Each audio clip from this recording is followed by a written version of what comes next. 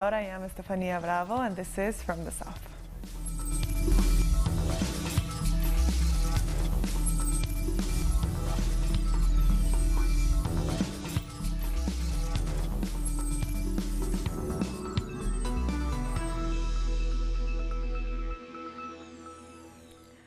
We start in Argentina, where streets of Buenos Aires have been turned into classrooms.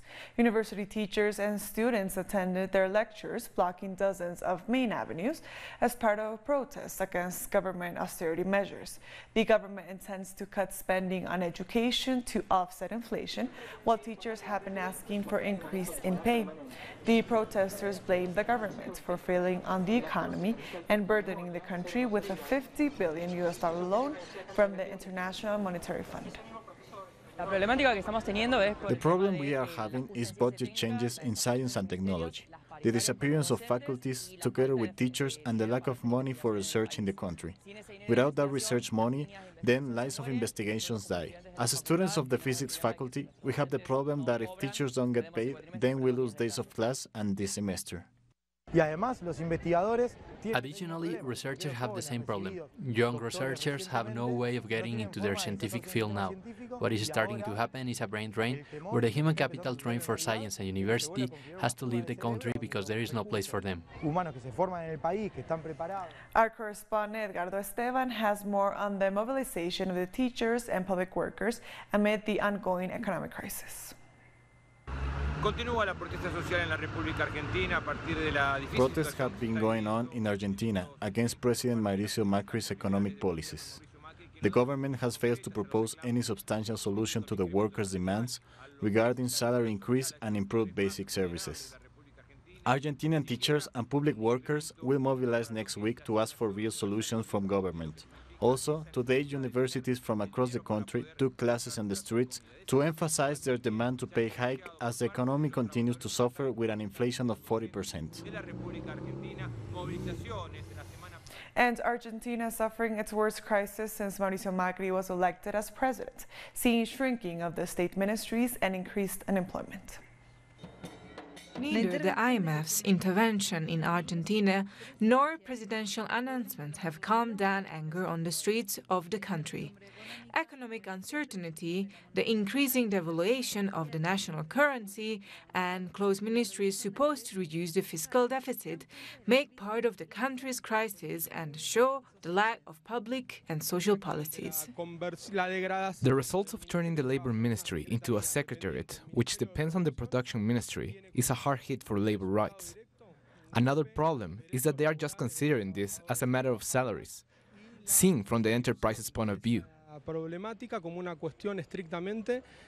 We are not sure about how we will manage the workers, but we have witnessed before how they manage different programs, such as ANSES, where many workers were fired in the name of development. This way, national ministries were degraded and turned into secretariats, which means that the dismissal will increase and budget will be reduced. Among the main affected are the health, labor, and science and technology fields, all vital for the country's development. It is clear that this is a decision of great concern. This was seen with dictatorships in the past. It was during Ongangia's government that ministers were turned into secretariats. So this is just an example of what we can achieve with these policies. Despite these decisions, which affect the country's economic growth, Macri increased the budget to fight Kirchnerismo by 25%. However, the head of Macri's cabinet, Macros Peña, stated that they will keep it and it will be included in the 2019 budget. Y esta decisión entra dentro del presupuesto que el gobierno presentará para 2019. I think we must not vote for this budget. We still must see what the Congress members will do later, but I think that we must ignore it because it is part of the cuts. It is IMF's money. Meanwhile, different analysts say that inflation has reached 33.8% and calculate that the year will be close to 44%. The data shows that unemployment will increase and many small and medium companies will be forced to close down. It's Independence Day in Brazil, and just a month away from the most uncertain elections the country has seen since the return to democracy. Marginalized communities are coming together in cities all across the country under the motto, "Inequality causes violence." People are mobilizing against growing inequality and violence, including Thursday's attack on a presidential candidate and for Lula da Silva's right to be free. Let's hear more from our correspondent Ignacio Lemus in Sao Paulo and Andre Vieira in Rio. I'm standing in Paulista Avenue, where a protest named The Cry of the Forgotten has started. This protest is held by historically marginalised communities who have long denounced that the country's independence did not take into account their people. Part of this event is also a demonstration asking for the release of Lula da Silva, despite the fact that it was just yesterday when the Supreme Court quashed any hopes of Lula's defence team and of his followers by deciding that the former president could not run for office. Demonstrations like this are taking place all over Brazil, asking for democracy and non-violent solutions to the ongoing crisis. In particular, talking about the stance of far-right presidential candidate Jair Bolsonaro, who was recently stabbed during a rally. They say that while unfortunate, the candidate has frequently advocated for violent solutions to the country's issues, and this march stands against violence in all its forms. We continue from the streets, accompanying the excluded peoples of Brazil.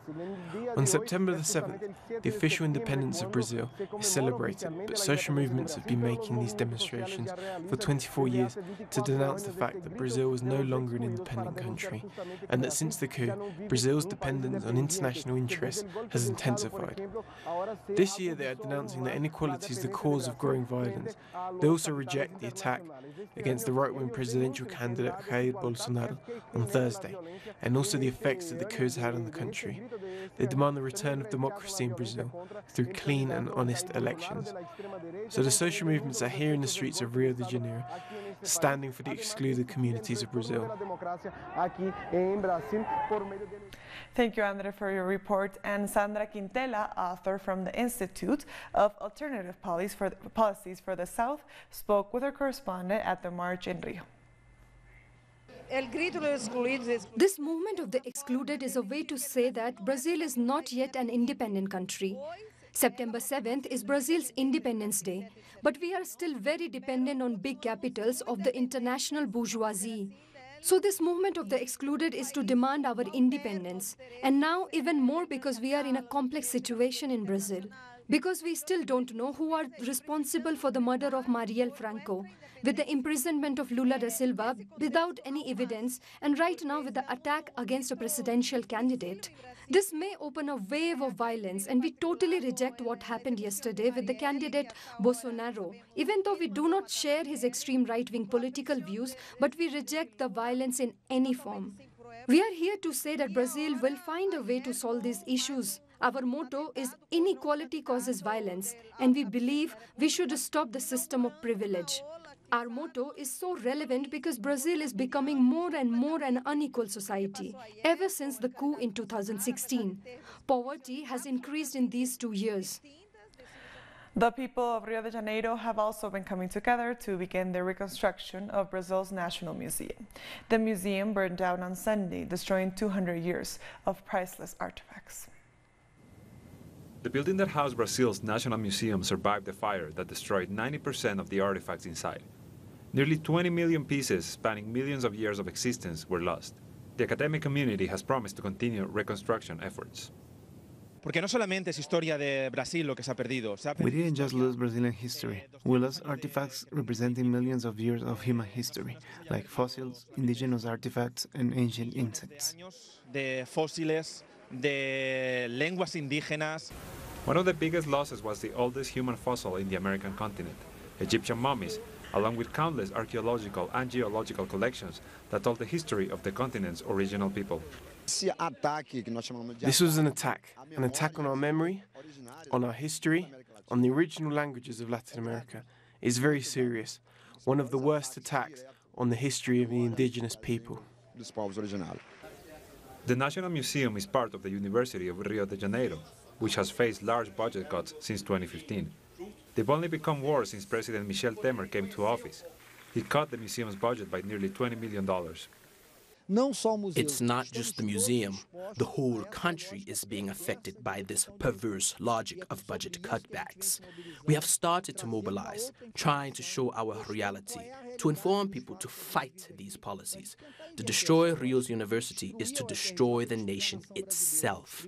It's destroying our future. One of Michel Temer's first measures was a constitutional amendment that froze public investments for 20 years, greatly affecting culture and education. I think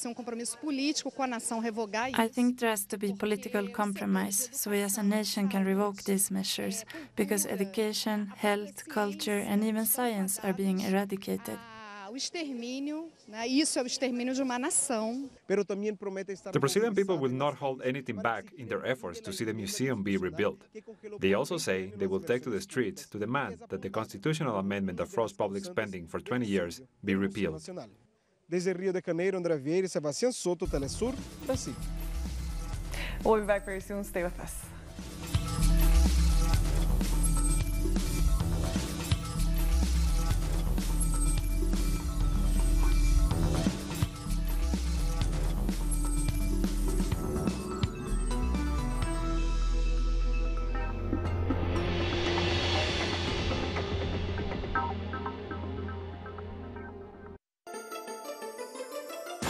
The ruling world order has always subjugated the masses. But who are the actors behind every move? What are their real interests? We analyze every move on Critical Move. Weekdays, only on Telesur.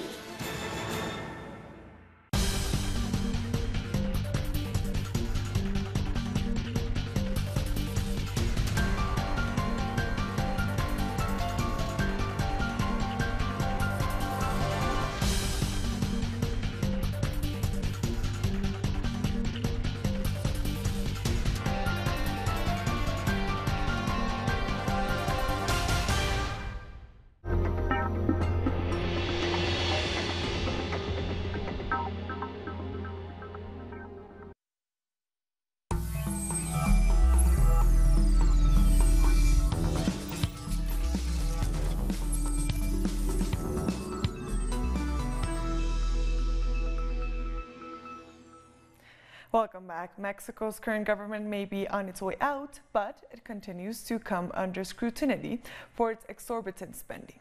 Leader Enrique Peña Nieto has starred in several TV commercials, and his government has racked up a $2 billion contract for these self-promoting ventures. En estos siguientes 12 días que tendré la oportunidad de dirigirme a los mexicanos. The media campaign for the sixth and final report of the Peña Nieto government will be one of the biggest. Over 12 days, radio, television, and social media ads will feature him outlining his administration's accomplishments. In the videos, the outgoing president thanks Mexican citizens for supporting him during his term. He also uses the platform to talk about the White House scandal, the increasing cost of fuel, and the forced disappearance of 43 students in Ayotzinapa. A study conducted by the Center for Analysis and Investigation reveals that his administration doled out $2.5 billion on publicity during its 5-year run. That's twice the generous media budget Mexican lawmakers allotted it for 2016 alone. Yet the president's image barely ever improved. With these ads, he's trying to gain empathy from the people, but there is none of that to be found. This campaign will have no effects whatsoever in how he is perceived.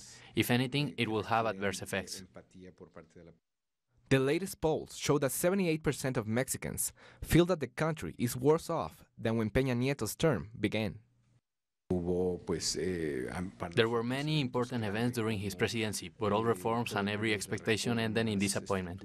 Some of his work was even well-intentioned, but the people never saw any significant change. And if anything, things are worse. Amid these concerns, President-elect Andrés Manuel López Obrador has already announced that the budget for media and advertising will be cut. The government's publicity budget will be cut by 50%.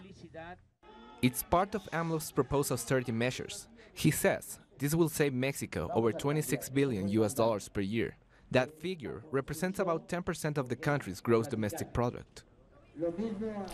The student strike in Mexico is ongoing and sees no sign of resolution following violence against 2 students sparked the action on Monday. Here's Pablo Perez with more information from Mexico City. Emilio Aguilar studies in the school behind me. He's one of the 2 injured kids after being victim of assault while they peacefully protested outside the university director's office on September 3rd. These violent actions made this school and more than 40 others start the strike, which began on Monday. There has been no action taken by the administration to calm the situation down. This motivated thousands of students to march on Thursday at University City. A recent report stated that 18 people were dismissed, including the security manager of University City. They were allegedly part of this violent, repressive group. However, this may still not be enough to calm down the students' concerns, because these kind of problems are not new.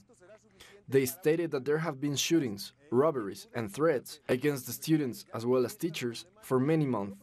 President-elect Andrés Manuel López Obrador gave a speech against violence against the students. He said that this cannot happen, but that it must be punished according to the university rules, in order to respect its autonomy.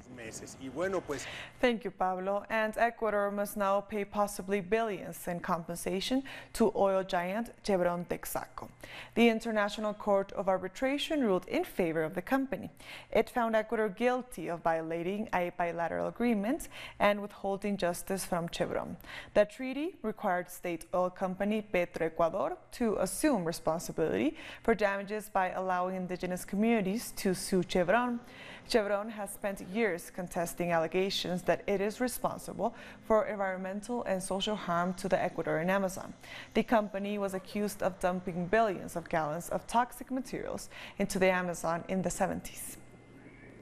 The ICJ's verdict did not establish an amount that the Ecuadorian state must pay to Chevron.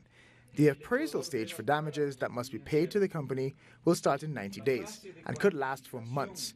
Within those same 90 days, both the state of Ecuador and Chevron must present official letters outlining their claims in regards to the monetary sum. Today's verdict concludes that the Ecuadorian state is responsible for having violated Article 2 of the bilateral agreement for investment protection between Ecuador and the United States. And for its part, the Ecuadorian government has blamed former President Rafael Correa for this ruling. A spokesperson for President Lenín Moreno has said that Correa spent millions of dollars of public funds in his campaign to aid indigenous people in their trial against Chevron. The previous government paid over $10 million in national and international media campaigns in support of this case. They made the people believe that international celebrities support that cause, when in reality they were being paid to show support using public funds. And Telesur English recently published a documentary short featuring those affected by the oil spill. You can watch the entire documentary on our website.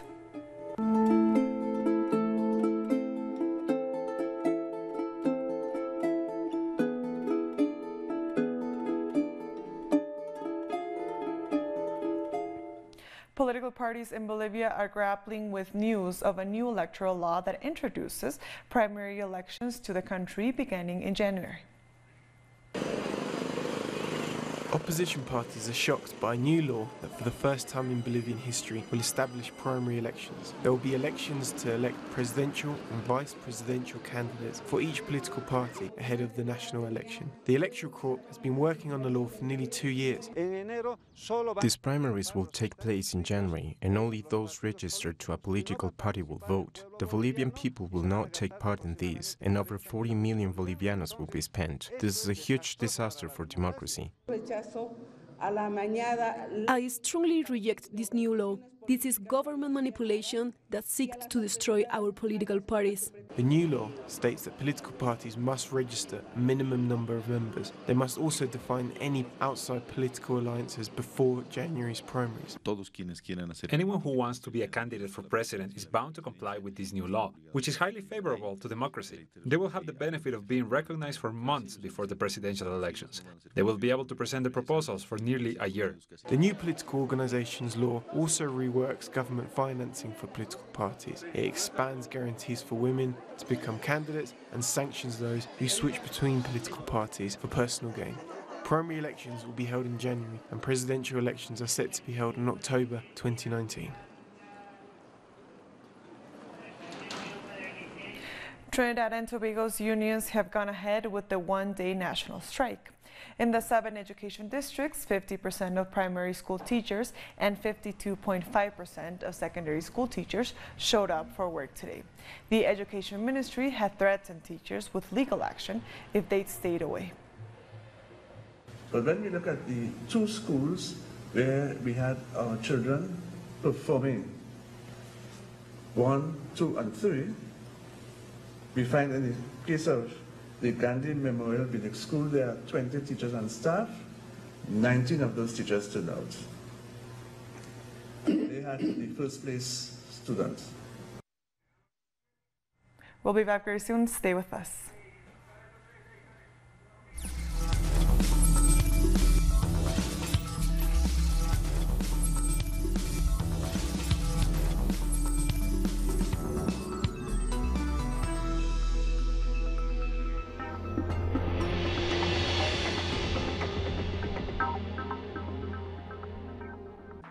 Telesur brings you special interviews with social and political personalities.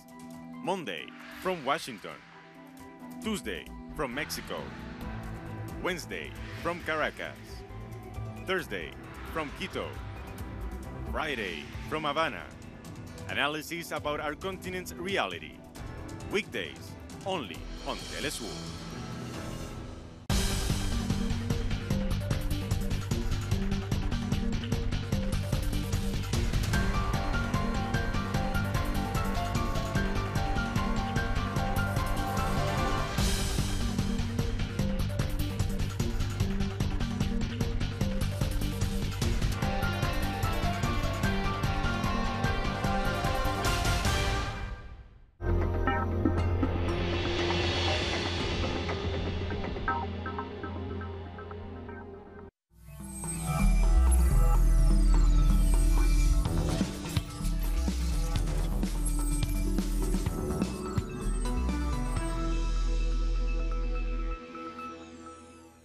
Welcome back. A Palestinian teenager has been killed and over 200 have been wounded by the Israeli army in the Gaza Strip.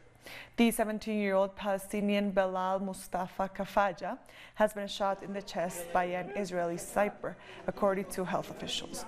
At least 167 Palestinians have been killed and 18,000 injured by the Israeli forces since the Great March of Return protests started 5 months ago.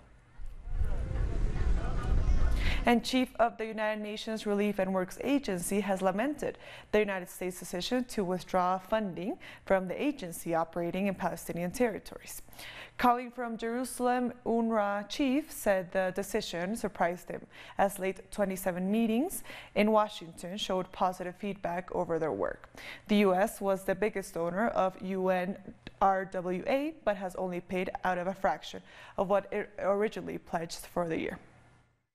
I very personally deeply regret the decision. I think it is a form of politicization of humanitarian funding which should have been avoided. I say this because I'm very clear about the fact that the decision is not related to our performance. And Israel is constructing a 30-foot high wall along the border with Lebanon to prevent its enemies from infiltrating in the country. The wall will be equipped with steel mesh and high-tech surveillance systems. So far, around 7 miles have been built, but that will eventually extend to 80. Lebanon has denounced the wall as an intrusion of their territory. And protesters have attacked and set the Iranian consulate on fire in Basra, Iraq. As the latest episode of the deadly demonstration starting on Monday, protesters forced their way into the building.